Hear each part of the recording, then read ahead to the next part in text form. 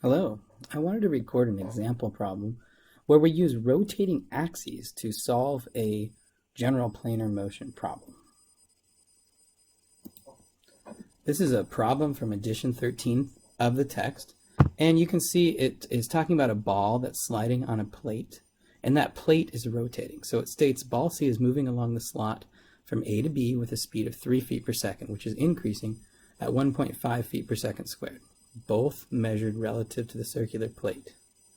At this same instant, the plate rotates and the angular velocity and angular acceleration is shown. Determine the velocity and acceleration of the ball at this instant.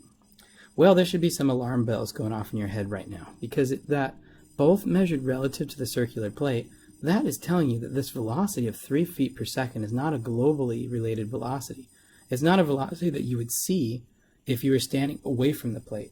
You could only witness this 3 feet per second linear velocity if you were actually standing on the plate rotating with it. So if we are to isolate this motion, we need to create a relative coordinate axis system that you can think of as being glued to the plate. It's going to spin with the plate, and then we can use that linear velocity. So how do we do that? Well, we're first going to set up our global coordinate axis system. And we're actually going to make it right at the origin where it's spinning, right where you see this little x, y, and z. And this might be a little confusing because you're like, if they're in this exact same location, why do we have two coordinate axis systems? A capital XYZ and a lowercase xyz. Well, this really is something you have to picture. We are out of convenience making these two line up, but the global XYZ, capital XYZ, is fixed. It's going to be sitting there in space and it's never going to rotate or move. The little XYZ is going to be our local coordinate system, and you can think of that as glued to the plate. When we solve these problems, we're solving for an instant in time. At that instant in time, we're going to have our small XYZ coordinate system line up with our big XYZ. We're doing that to save ourselves some math, because if we don't, we're going to have our I, j, and k unit vectors would be in different directions for our global and our local, and we'd have to do a transformation to move a vector from one to the other. If we have them line up, we can just use a single set of I, j, k, and they can be the same. So even though they're lined up at this instant, a millisecond later, the little xyz is going to be rotating, and it's no longer going to be lined up. So the big xyz is staying put, the little xyz is rotating. Once we have that set up, we're going to write our givens. And a lot of the problem actually gets front-loaded into just this setup and labeling your givens so that you know where they're going to go in your equations. And the reason that there's so much front-loading is because we've already done the math in class. We've already solved for a general rotating axis problem. That general rotating axis problem puts rules on us. And the rules are we need to have a capital omega that is telling us how quickly our rotating axes are rotating. We need to have a capital d omega dt that tells us the angular acceleration of our coordinate axis system. So let's go ahead and set it up. Let's write our givens. The first given I would like to write down is ball C moves along the slot from A to B with a speed of 3 feet per second. Well, we know that speed is relative to the circular plate, which means it's going to be in the local coordinate system. It's going to be relative to the little xyz. So we're going to write that as the velocity of C with respect to A, or actually, I'll write that for now. The velocity of C with respect to A in our local little xyz coordinate axis system. It's supposed to be a Z. There we go. That's going to be equal to 3 feet per second. And notice that I just put the magnitude down right now. We'll find the direction in a few minutes. And then it's increasing at 1.5 feet per second squared. So that would be the acceleration of C with respect to A, or really with respect to any point that we choose. We might decide to choose a different point in a few minutes here.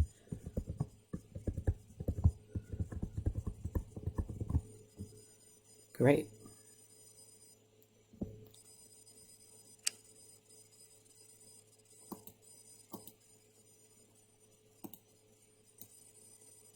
Okay, now we have two more knowns here. It says the same instant the plate rotates with the angular velocity and angular deceleration shown. So that's 6 radians per second, 1.5 radians per second squared. We're going to write those down, but we're going to change them from omega to capital Omega.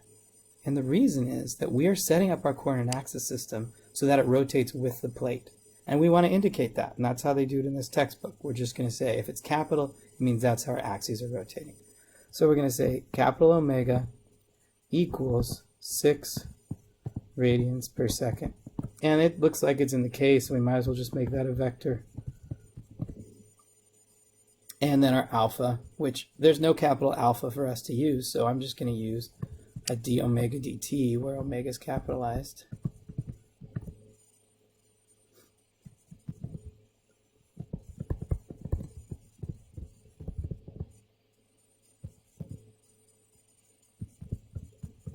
There we go.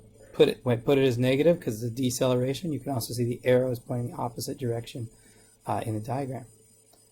Okay, and what are we supposed to find? Well, we're supposed to find the global velocity of point C and the global acceleration of point C.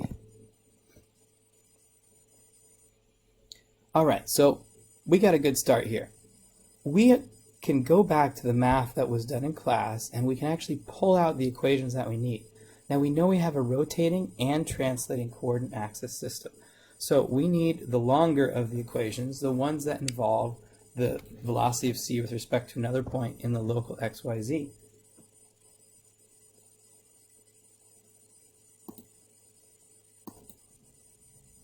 Let's just go ahead and write those down, and then we can track which we already have and which items we need to still find. So the velocity equation is that velocity of one point is going to be equal to the velocity of another point. Now I originally had the velocity of A down up here, and I think you probably remember I paused a little when I wrote that. And the reason is that you generally want to pick a point that you know the most about. Now we don't really know that much about A, but we do know a lot about this origin point over here. Maybe we could call that O. What do we know about that point? Well, that's not moving. And that's really helpful because then we don't have to go and find that velocity. So why don't we change this up a little? And I'm going to put O up here instead of A. Now that's not changing the value of these at all, because really that's the acceleration of c with respect to any point on the plate. We can choose whatever point we want. And then I can write this equation as the velocity of c is going to be equal to the velocity of the other point we choose, which I'm going to choose O,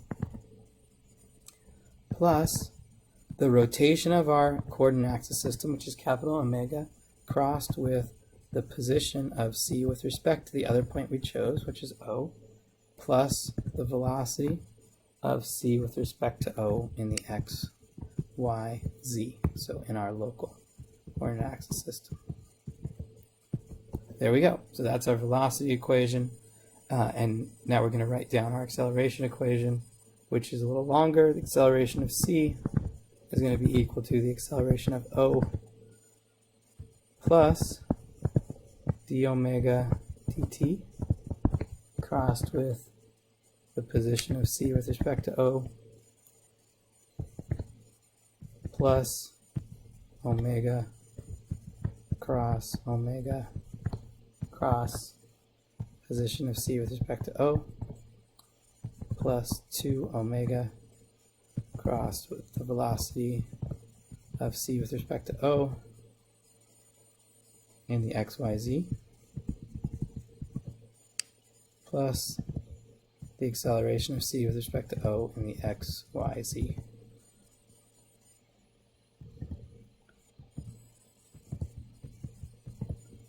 There we go. That is the whole equation. And we have to look at what we have and what we need.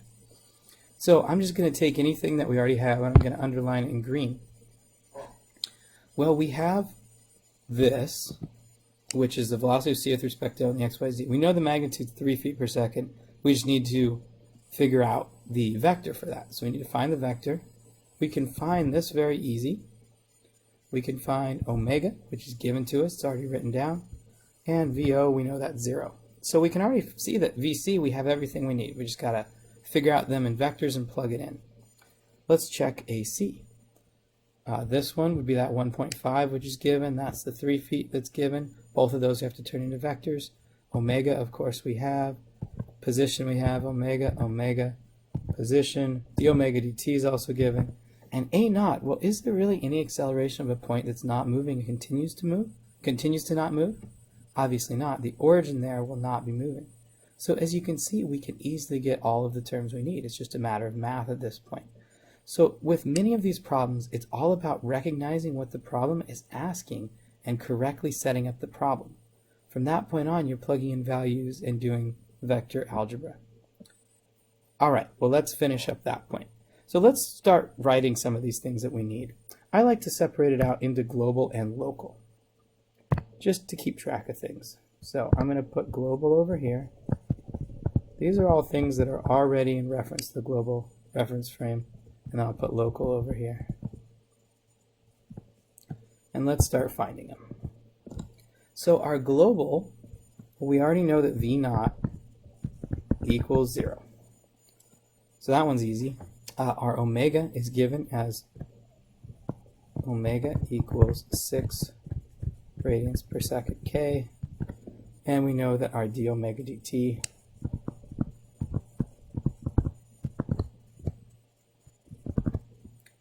our d omega dt equals negative 1.5 radians per second squared and a k. Okay, now we're looking for other things that are in the global. Now there's really only one, and that would be our position of c with respect to O. And you might ask, how can that be in the global if c is in the local? Well, it's really in global and local. And the reason for that is because of our choice, our very smart choice of putting our capital X, Y, and Z in the same location as our lowercase x, y, z. That makes our position of c with respect to O the same in both coordinate axis systems. Now you can picture if we had a rotated coordinate axis system, they would be different vectors, and we would have to translate one into the other. So let's go ahead and find that one, the position of c with respect to O.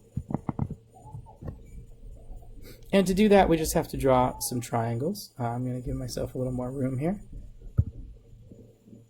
Position of c with respect to O. I'm just going to go ahead and draw this slot a lot bigger. It's always handy to draw things bigger. And we're going to be looking at this slot from above. So we're looking at the slot from above. The origin would be right here somewhere. And we would have our x and y axes. Now, if you notice this 2 feet, that distance is from the origin to where the x-axis meets the slot. So I could really label that over here. That's 2 feet. The vector that we're trying to find is this one, going from the origin to point C.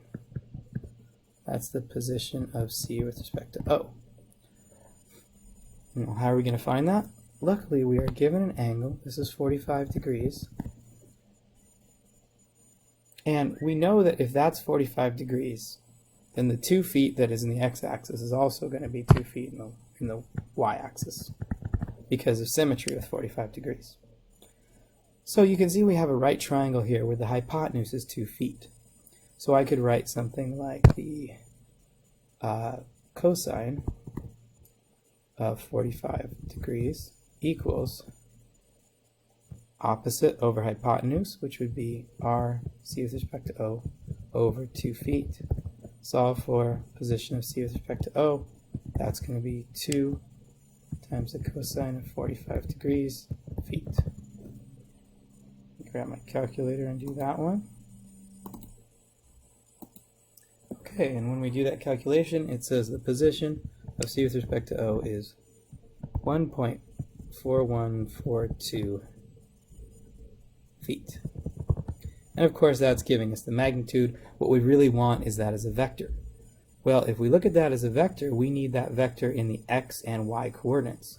So our x and y coordinates would look like we would have some in the negative x direction, and indicated in red here. We have some distance there, and then we would have some distance here in the y direction. And those are the two components we want to find, the red component, the x, and the green component in the y direction.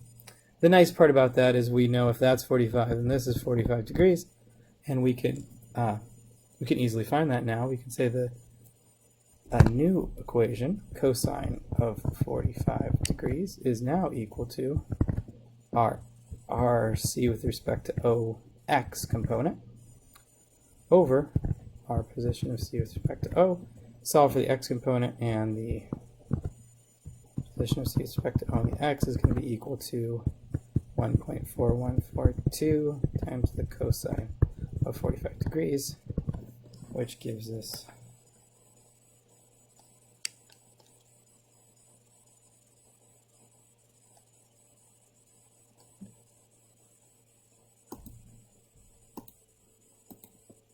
which of course gives us 1 foot. And you probably could have seen that right away, that 1.4142 is actually the square root of 2.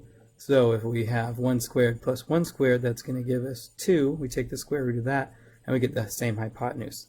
So what's going to be our y component? Well, of course, that's going to be 1 as well, because that would just be 1.4142 times the sine of 45.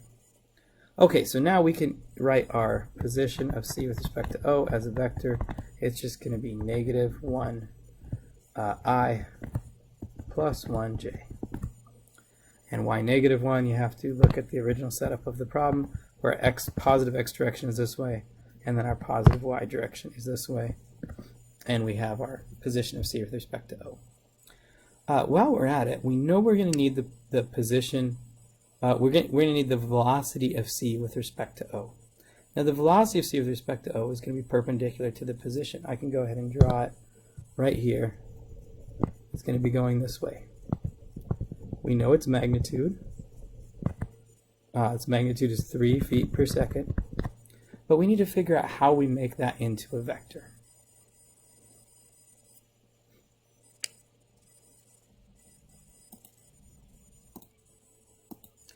How are we going to make a vector out of it? Well, we can use what we use many times in statics, where we have the velocity of c with respect to O as a vector can be equal to its magnitude, which is going to be 3 times a unit vector in that same direction.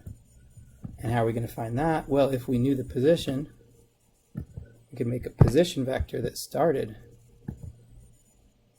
at C and went to B. That position vector, which we could call the position of B with respect to C, that position vector is in exactly the same direction as the velocity. So if we could find that position vector and divide by its magnitude, we would be well on our way of figuring out exactly, or we would have the vector that we need. Well, hopefully you can see that that's not going to be too hard to do with the details that we have here already. It's going to have two components. It's going to have a green component, which is in the y direction. You can see this one will be in the negative y. And then it's going to have the red component in the negative x direction. And I think you can see right away that that's going to be 1 and 1. So the position of b with respect to c as a vector is going to be negative 1 I minus 1j. We want to make that into a unit vector. We're just going to say unit of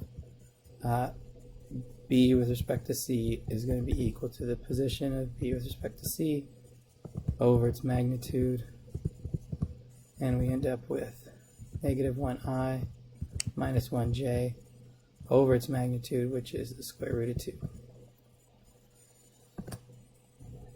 So that would be equal to negative square root of 2 over 2. Well, I'll just write it 1 over square root of 2, but I'm sure you all know that your math instructor would want you to simplify that down to square root of 2 over 2. Negative 1 over square root of 2i minus 1 over square root of 2j.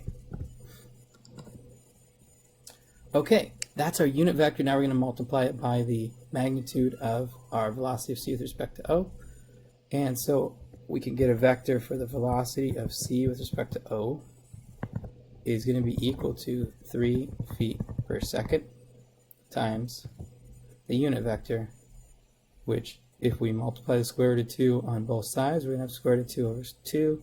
So I have negative square root of 2 over 2 I minus square root of 2 over 2j. And cleaning it up a little, looks like an R. Should be a velocity. We get negative 3 square root of 2 over 2 I minus 3 square root of 2 over 2j. Okay, and then we have one more to find. That's the acceleration of c with respect to O. That one was increasing at 1.5. I forget the units here, so let me go back to the top one.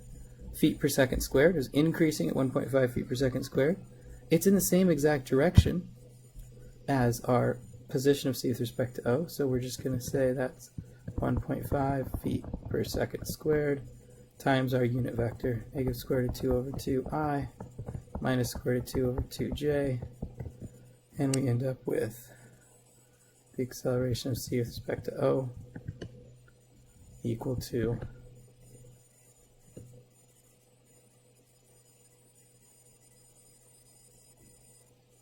I'm going to multiply it by 2 on the top and bottom just so that I don't have a decimal in there. Negative 3 square root of 2 over 4 I minus 3 square root of 2 over 4j. There we go. We have everything that we need. I'm going to go back to the main page and plug these in. First, the position of c with respect to O is equal to negative 1i plus 1j. Then we had the velocity of c with respect to O in the x, y, z. And that one, as we solved for, was negative 3 squares of 2 over 2 I minus 3 squares of 2 over 2j. And the acceleration of c with respect to O in the x, y, z was negative 3 square root of 2 over 4 I minus 3 square root of 2 over 4j. Great. So if we look back up at our equations, I believe we have everything. Now's the point where we move on and do some vector algebra.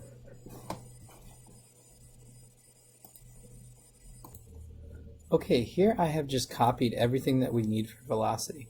And in these problems, record keeping is key. So I just made sure everything was nice and neat and that I had everything down that I needed. So let's go ahead and do velocity. The velocity of c equal to 0 plus 6k crossed with negative 1i plus 1j plus, actually, I'll just put minus 3 squares of 2 over 2i minus 3 squares of 2 over 2j. There we go. Let's go ahead and do the cross product. Whenever I see that I only have one component, I like to use the shortcut instead of the full pseudo-determinant. You can do it either way you like. Both work. What is the shortcut? Well, if you write I, j, and k in that order, and then you put an arrow going counterclockwise, what you can say is the first thing I'm going to do is I'm going to multiply the 6k, or I'm going to cross 6k with negative 1i. If I'm doing a k cross I, it's going in the same direction as the arrow, and I expect to get a j. So what that would be is negative 1 times 6, which is negative 6j.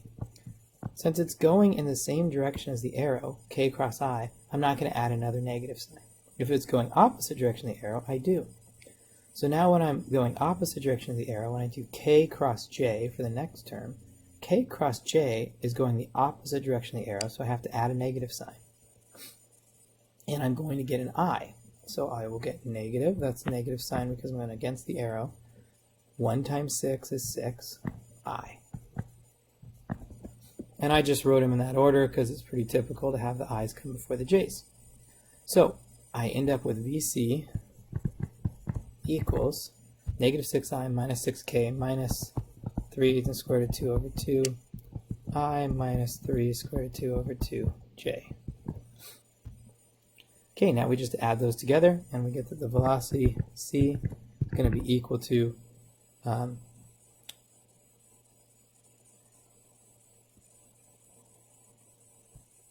negative 12 plus 3 square root of 2 over 2I minus 12 plus 3 square root of 2 over 2j.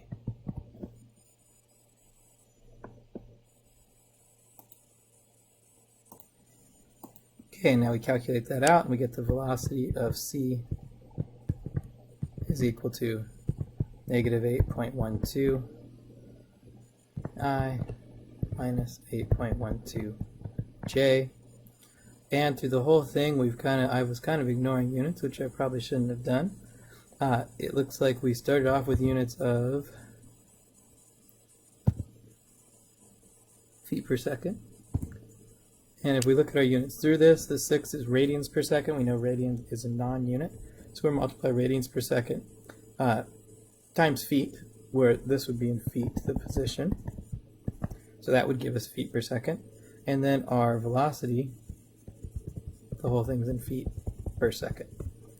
So we end up with feet per second plus feet per second, and the whole thing is going to be feet per second. All right, we got the answer for velocity, and now we're going to do exactly the same thing for acceleration. Okay, so all I've done now is I've set up exactly like we had on the velocity page, but for acceleration I've set it up with the equation at the top and all of the knowns that we have on the bottom. So now it's just a matter of plugging it all in.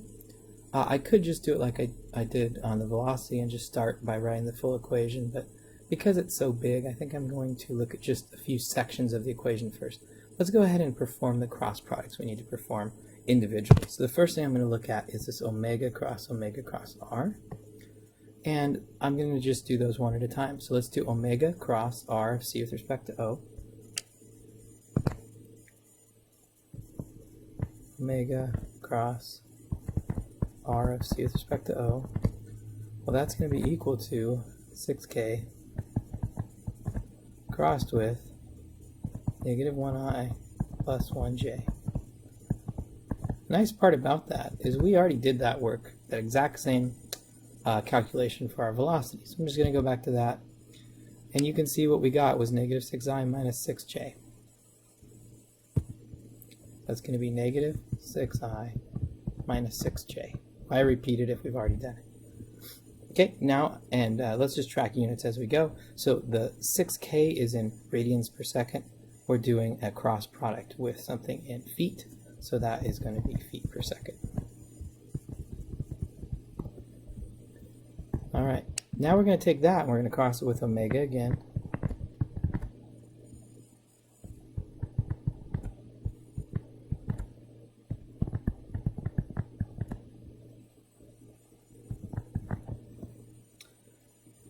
And I'm going to put in the 6k for omega here. I'm going to use my little ijk shortcut.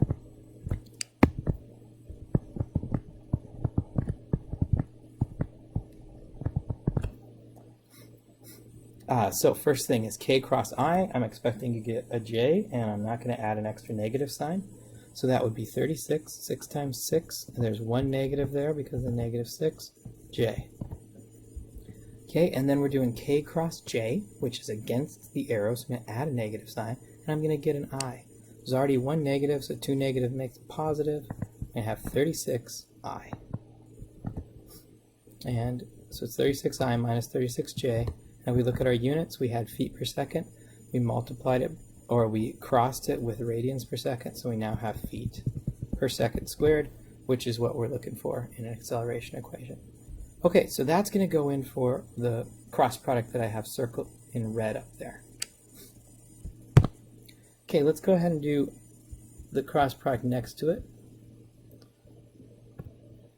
2 omega crossed with velocity of c with respect to O. I'll do that in green so we can remember what steps we're doing here. 2 is a constant, so it just kind of hangs out in the front of everything. 2 times omega, which is 6k, Actually, I'm write it symbolically first. Omega crossed with the velocity of c with respect to O in the x, y, z. That's what we're doing. That's going to be equal to 2 times 6k crossed with negative 3 squares of 2 over 2I minus 3 squared of 2 over 2j. Again, we can use the shortcut. K crossed with I, we know now, will give us a positive j, or I mean a j without an extra negative sign. So we end up with negative, put this at the end here, negative 9 square root of 2j. I get the 9. This does not include the 2. I'm keeping the 2 out front. So this 6k crossed with negative 3 square root of 2 over 2I gives us negative 18 over 2, which is 9 square root of 2j. Now we're doing k cross j, so we have to add an extra negative sign. So we end up with a positive 9 square root of 2I.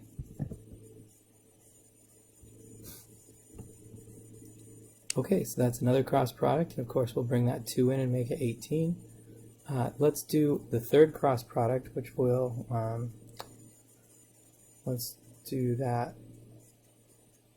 I'm going to go ahead and switch back and circle this first one in blue, since I did it in blue writing. So the first part is in blue, second part's in green, and the third cross product I'm going to do in red. Third cross product is d omega dt. d omega dt is negative 1.5I. So I'm going to say d omega dt crossed with position of c with respect to O. That's going to be equal to negative 1.5 k crossed with negative 1I plus 1j. Hopefully you're getting used to this. At this point, it's kind of the third one we've done that's similar. So k crossed with I is going to give us j. No added negative signs, so we'll get 1.5j. There's two negatives, make a positive. Then we got k crossed with j. We've got one negative. We add another one, so we're going to have positive there too. That'd be 1.5I plus 1.5j. Okay, let's check the units on both of these last two. We started off with units of velocity, and the green is in feet per second, and we crossed it, which is a type of multiplication, with omega, which is radians per second. So we get feet per second turns into feet per second squared. Feet per second times radians per second gives us feet per second squared. The next one we have velocity, we have position, which is in feet, but then we're crossing with it a d omega dt. Well, we know omega is in radians per second. D omega dt is radians per second squared. So a feet times a radians per second squared. We know the radians is a non-unit, so it goes away. That gives us a feet per second squared. So all of the units match, and we're good to go. All right, now it's time to plug stuff in. So the acceleration of c is going to be equal to 0, which is our acceleration of the O. And then we're going to have the red cross product, which was 1.5I plus 1.5j plus the blue cross product, which ended up being 36I minus 36j, plus the green cross product, which with the 2 added is 18 squares of 2I minus 18 square root of 2j.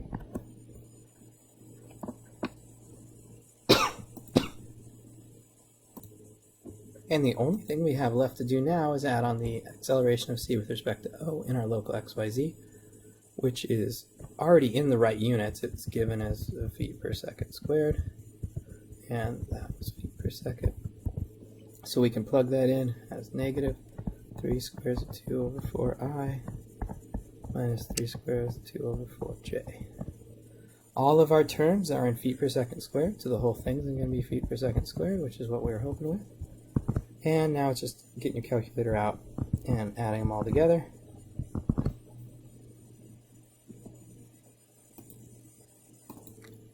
So we're going to tally up all the i's and all the j's. So we have 1.5 plus 36 plus 18 square root of 2 minus 3 square root of 2 over 4 I plus 1.5 minus 36 minus 18 square root of 2 minus 3 square root of 2 over 4 j. Plug it in your calculator and we get acceleration of c is 61.89 or 61.9 I minus 61.0 j feet per second squared. We have our two answers. So there is quite a bit of math there and plugging in numbers, but if you pay attention to the video, we had actually solved the problem. All of the setup and the equations we needed to use very quickly. The rest of it was just plugging in numbers and making sure we kept track of everything. You can see that our acceleration is there and our velocity is from the previous page. Great. I hope this was helpful. Please let me know if you have any questions.